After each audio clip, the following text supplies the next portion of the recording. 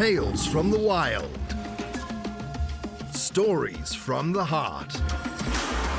A journey into the mind and soul of fired-up business professionals where they share their vision for the future.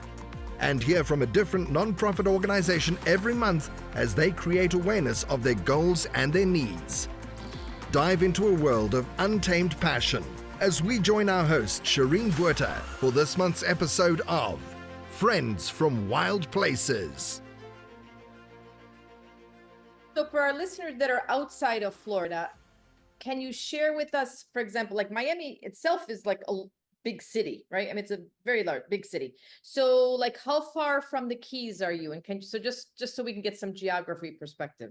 So for the most part, most of the Miamians here that live in Miami has many suburbs and smaller cities that municipalities that have broken out from Miami, the original Miami.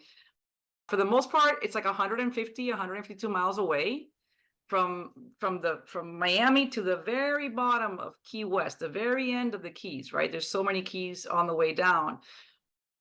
So it's not very far, but because there's so many keys or islands that you have to traverse through to get to the very point of Key West at the end, it's about a 3-hour drive because there's not all highway. You're going through little cities and little islands, and there's traffic lights and what have you. So it's kind of it's definitely a place that we go to often. It's worth the trip. And where in New England did you have a little time? Near the Basketball Hall of Fame in Springfield, Massachusetts. Near Hartford. Okay. I'm from Connecticut. Hartford. So, yes, Born exactly. and raised in Hartford. That's exactly. Fly into Hartford. Had Yeah. family. My aunt and my cousins lived up in Springfield, so we moved up there for a little bit, and then came back because it was too cold. We had to come back to this hot, sticky weather in Miami. Beautiful weather.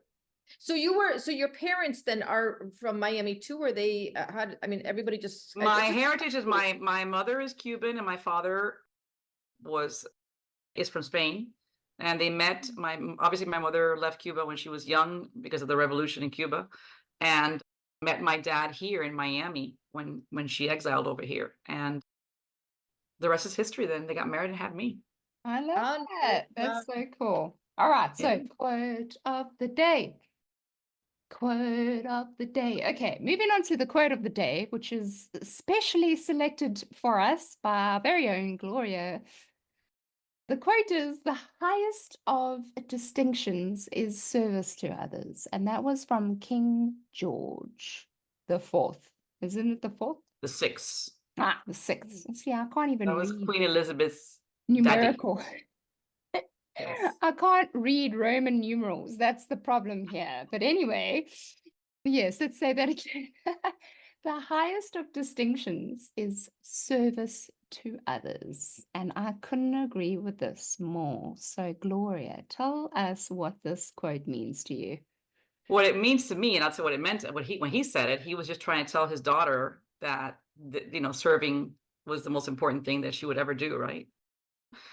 What it meant to me, what it means to me, because I came after that, has always meant to me is that, in serving others, for me personally, it's the only way that I will ever succeed, right? In giving and helping others, even if I have a small talent that I can give them, or I have a big talent, doing that first, fills me, to continue on my journey for success.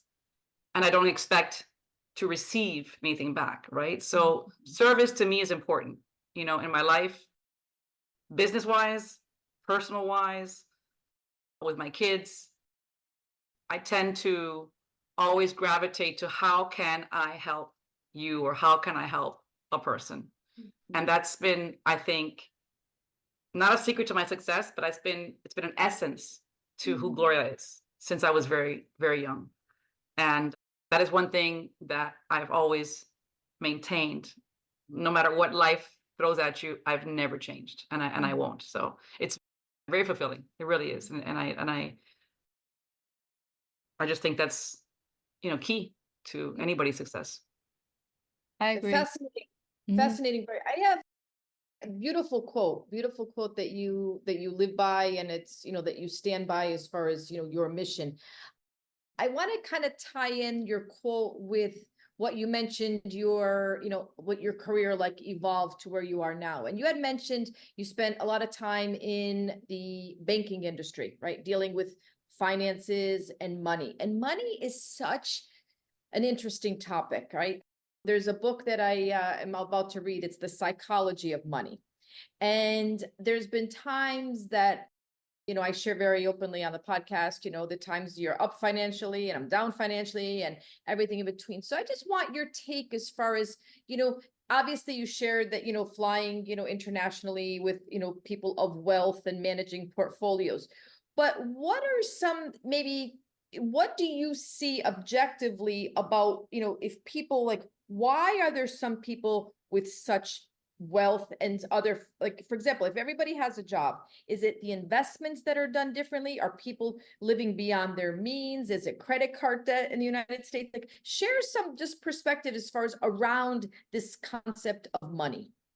So as you mentioned, I did international for a long time. So obviously globally, there's different types of economies and different types of cultures, even on how they invest their money, et cetera. But let's talk about the US specifically, right here in our backyard.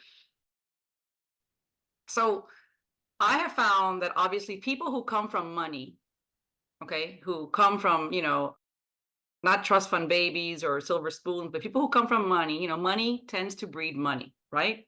So people always say, oh, it's so much easier if you have money to make more money because you have the money and you kind of, it grows naturally, right? So that's always been something that, that's said out there, or the middle class or the lower class is about the upper class, in the economic standpoint.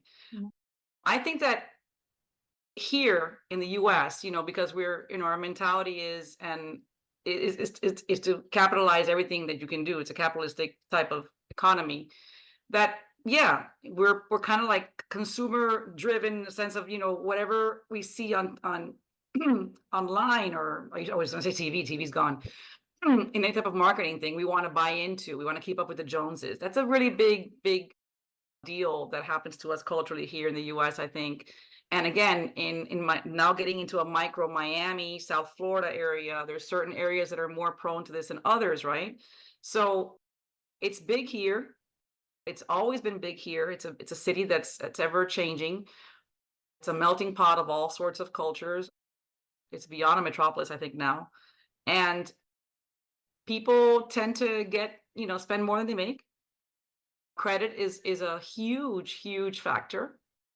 It's wonderful because it lets you, do things that regularly you couldn't do if you had to pay it, cash. But eventually it catches up with you, right? And then your life becomes this huge stress ball because you don't know where you're gonna, figure it out, how you're gonna pay your things off, or if you lose your job, or if, economic times become harder, et cetera. I think that some people are naturally, they have it innate in them, where they're the famous Midas touch, that whatever they touch, they turn to gold. They have the ability of putting together all sorts of ideas for businesses, and they take off because that they've got it almost like they were born. That talent was in there with them. Others obviously, learn it, and they go to school, they go to universities, or they're exposed to it from family or previous jobs or what have you, and they apply it and they stick to it. Like everything on life, when we're talking about the crime with the Rust, that if you follow the certain protocols and you follow certain protocols and you don't break from that, and you have the ability of being disciplined enough to do it, then you can, 50% of the succession on that part of the money will come away from other factors that we can't control, right? So I think that that's basically what it is. Here, we're taught that from day one, listen, you go and you spend and you get credit. And without credit, you're supposed to have more credit than cash. So that mentality is what drives people.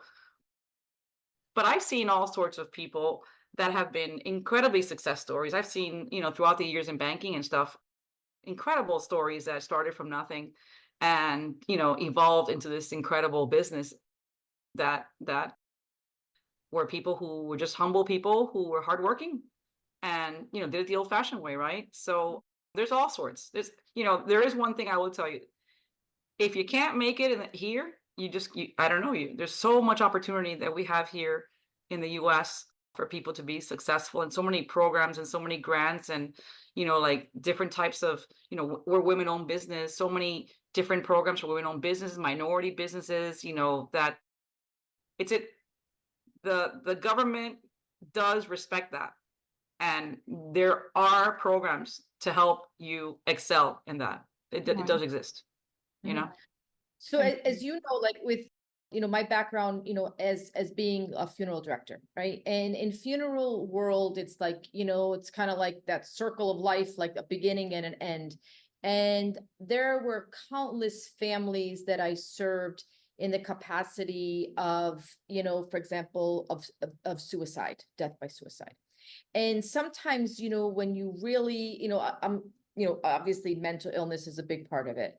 But there's also it's life stressors, right? Stress, like how we deal with stress. And if I'm recalling correctly, I remember in my grandmother's time with the stock market fell, I guess is the correct word, back in I think it was the 20s. I'm not sure exactly. 29. 29. And I remember like people that she worked with, like were like she would describe like they jumped out of a building and, fell to their death. So money, and is such a interesting topic, and I want to evolve it into your, current business, woman-owned business. But if you could share, like, for our listeners, obviously, if they have money and they're investing, great. Like, I mean, they, you get with the financial advisor and, they put together a nice portfolio. But maybe could you share maybe 2 or 3 tips from your perspective if folks right now in Miami or elsewhere are struggling with, for example, rents going up, lack of cash, is there any suggestions you have for people in this category? It's tough, right? It's tough because it's got to do with, where the geographic area is. I think the rents have skyrocketed throughout the entire country. So focusing on that perspective instead of just Miami, right? They seem to have started to kind of like back off a little bit now.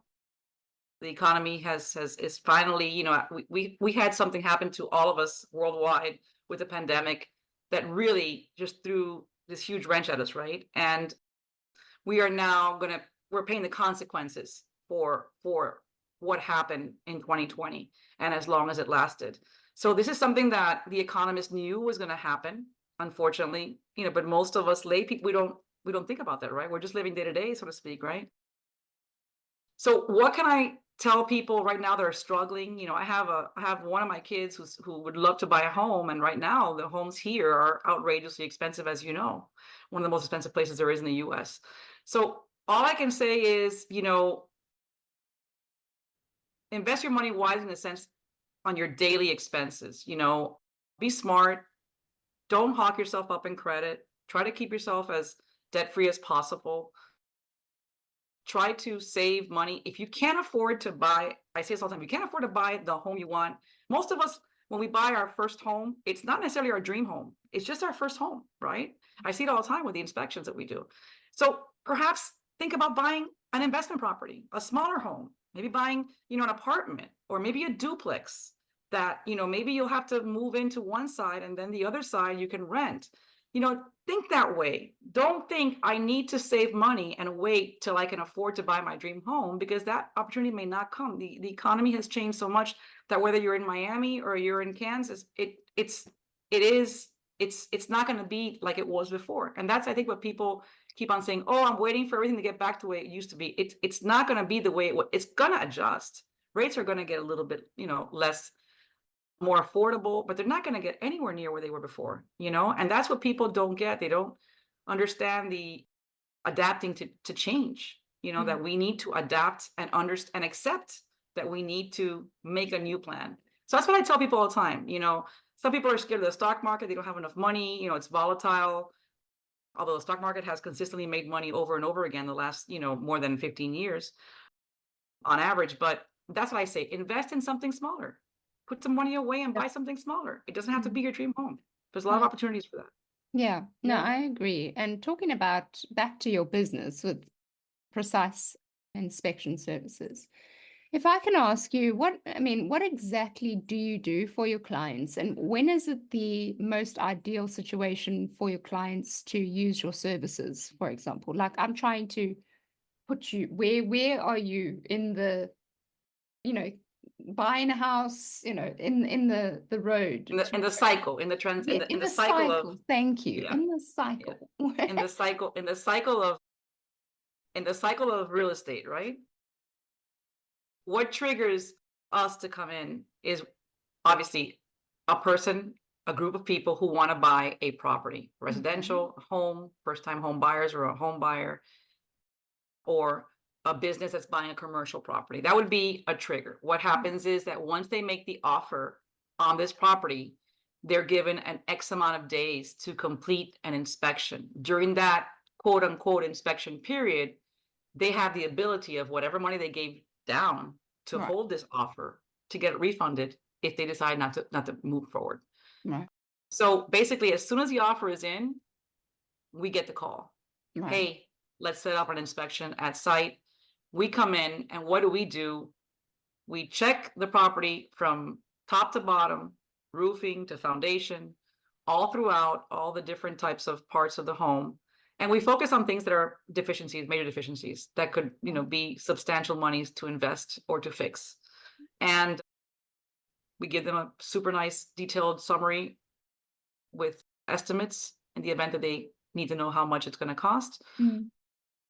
So they can negotiate with the seller, or for their own peace of mind to know whether or not they can afford to move forward with the property, knowing they have to fix certain things. Right. That's basically what would trigger a basic inspection. We do a ton of other inspections, but that's our go-to, right? That would be the trigger for us in the cycle. And then once the inspection is done, they would move on to commit to more monies down and getting their financing and everything else. Right. I love that. Okay.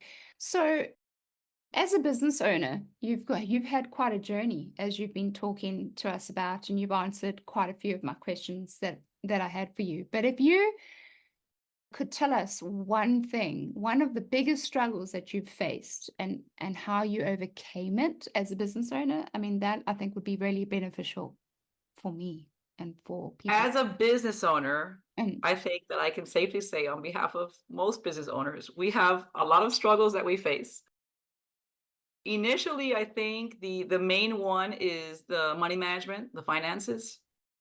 When you start a business, if you don't have suffice capital to sustain you while you're growing that business, most businesses don't really take off for 2 or 3 years where they start maybe making a profit. So money is always something that to start is very important, right? To have that established, whether you have lines of credit or whether you have an investor that's your money source, but you need to have that somehow set up before you open the door, so to speak. On an evolving type situation, as a business owner for 21 years, there's been many challenges. I think the biggest one that is consistent, and no matter how much I try to balance it out, it's the balancing of the quality, of life and business, right? As a business owner, it's almost like you're on call. Sometimes, in the beginning of the business, we were on all the time. My kids were used to, us being on call on vacations, answering calls or emails or what have you. So forget about regular off hours, 12 midnight, if you're still working on your computer and what have you. But the bottom line is that I've been able to balance a little better, but that's always a challenge for I think business owners, right? To know how to disconnect. And we've been able to evolve and get people in certain places that has allowed me to finally disconnect, and have my weekends back and have kind of semi-normal hours when it comes to those challenges. And because it's such like a niche specific business, how did you choose to get into this specific business? We chose to do the real estate inspection business because there back in 2003 when we opened up, there really wasn't many inspection companies out there. So people were actually buying properties and they didn't necessarily do an inspection, which obviously is a big mistake, right? They would just make the offer and move forward, and then find out afterwards when they closed that they had all these surprises and all these problems. So it was a great opportunity, we thought, because it wasn't happening. There wasn't much in our research, there wasn't many companies doing what we were thinking of doing. And because, like I said, we were very successful in real estate here for our own personal portfolio, buying and flipping homes. And we felt that we felt very comfortable with all the components that come into a house, you know, the roofing and the electrical and the plumbing and all those different areas that we inspect. We felt very comfortable in how to fix those or how to direct those to a contractor, et cetera. That's basically the two reasons why business-wise we did it. Now, the third, which I should have said first, and most important one, is we wanted to get into a business that we were going to be helping people, you know, and I had just come off that whole shock of my customers' portfolios, you know, going down so much in their monies when I thought I was helping them put together for their future and their retirements and what have you. So we wanted to do something that was almost like a guarantee that we're gonna bring you peace of mind, right? So your home is usually your biggest investment ever, right? For most people, at least here. And so we felt that in doing this, we were gonna be bringing them peace of mind because they're in this big, they finally got this transaction going. They put the money down. They're waiting anxiously for the inspection to be done.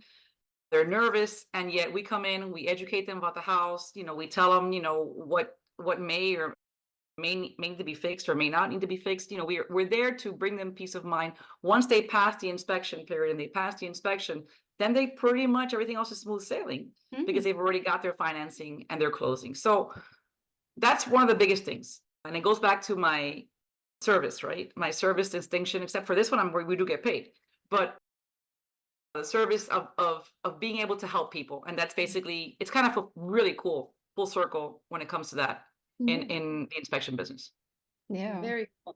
Yeah. And as far as charging, so like is it like, for example, for somebody purchasing a home, I heard, or a business, then the best thing to do is to get a home inspection or business inspection before that time expires, right? So they have like this window to back out of the deal, correct? So Correct. is the price for an inspection, are there variables about how much is it by the square footage? Is it by the location? Like is it a range? Like how would one know? From The your pricing has to do, we do all sorts of inspections. So when it comes to the real estate part of a physical, tangible property, we service from the Keys, Monroe County, all the way up to Palm Beach County, Miami-Dade, Broward, and the west coast of Florida as well. So we have a very nice geographic area that we can service. So it depends on, you know, where it's located, obviously, because our office is out of Doral, Florida, which is a small city outside of Miami. So it depends on where it's located, how big the house is, if it's occupied, unoccupied. There is a lot of factors that come into play. There isn't a set amount of money, you know, a starting price range that we put on these type of inspections, because sometimes people want to add, you know, additional inspections to the main inspection. You know, we have termites here in Florida, termite inspections, for example, the homeowner's insurance or the insurance inspections are also requirements. So we start bundling all this stuff, and then that's how the price comes into fruition. If they have environmental problems, if we find mold, for example, we do as well mold inspections and asbestos inspections. So it depends on what that particular case is. Each one is customized to each individual's needs, basically. Mhm. And what other type of inspections? I know you've mentioned that. It's brand new territory for me, so I'm trying to digest it like piece by piece. So what other type of inspections would one need? In a property, typically, like physically, okay, to make sure that the components of the home are working correctly. Here in Florida, we have a lot of homes that were built, you know, before 1975, for example. We have a lot of older homes too. So anything before 1975, for example, here, the builders used to use cast iron plumbing sewer lines. Those cast iron plumbing sewer lines are scalded and rusted and falling apart. That is a very important inspection that we can only do by putting a scope through all the plumbing stacks in the home and looking in the internal part of it's almost like colonoscopy of the pipes, which really is a horrible, but I mean, you get it now. Oh, shame. So it's the plumbing camera scope inspection is very important for the older homes, or for a home that's newer, that they tell you the seller mentions they had a leak or something, and you want to make sure that those those pipes are working correctly. Mm. A lot of homes here have septic tanks. So we do septic tank inspections, which is important. Septic tank is a huge, huge ticket item if there's a problem with it, right? Besides the environmental problems that it can bring on Right. with all the poop everywhere and all the, biohazards. We do, we have a lot of homes here in the water. So we do seawall inspections and dock inspections. That's part of our service. We're pretty much a full service inspection company, a one-stop shop when it comes to these things.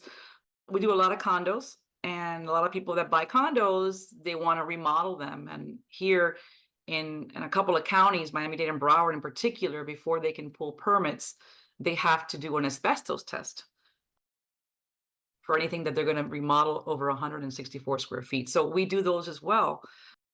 We find mold, then we offer mold as well. There's radon. We even do radon, which you see in other parts of the US, but we do radon because radon is something that is required by the state of Florida for all, daycare facilities, adult living facilities, hospital facilities. So we do those as well on the commercial side. So Very we do a cool. ton, Tanya. We'd have to sit down for 5 hours and talk about it, and you'd probably be bored.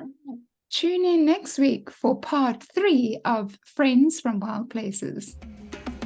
You've been listening to Friends from Wild Places with Shireen Bueta. Be sure to subscribe to the podcast from the links to catch every episode and unleash your passion.